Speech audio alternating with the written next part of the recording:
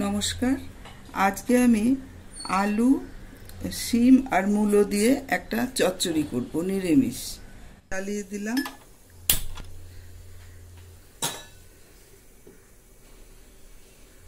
এখানে আমি 1 চামচ তেল নেব।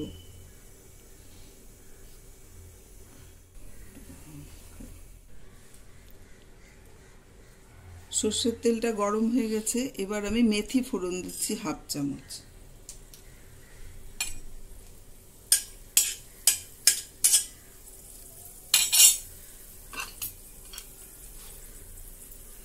এবার সবজিগুলো দিয়ে দিচ্ছি।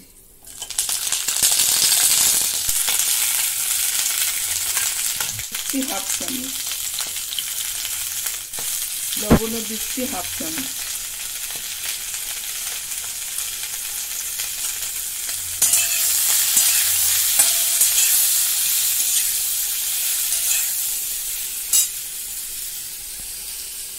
চারটে কাঁচা লঙ্কা চেরা দিলাম।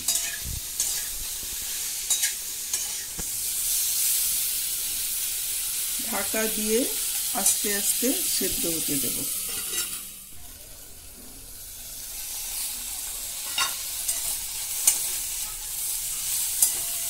মশলা দিয়ে ভাজা ভাজা হয়ে গেছে।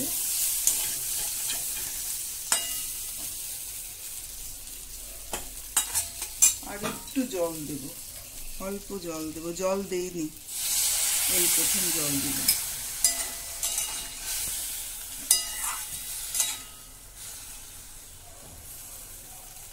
একটু ঢাকা দিয়ে দিচ্ছি 2-3 মিনিট। জলটা শুকিয়ে গেছে।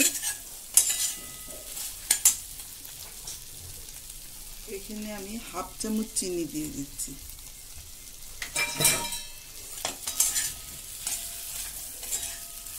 আর এখানে আমি পোস্ত 1 চামচ আর 1/2 চামচ নিয়েছি, সর্ষে বেটে নিয়েছি।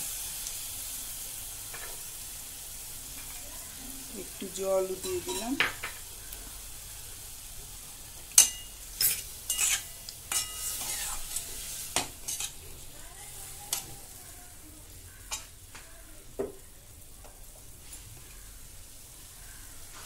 হাফ চামচ সর্ষের তেল দিচ্ছি।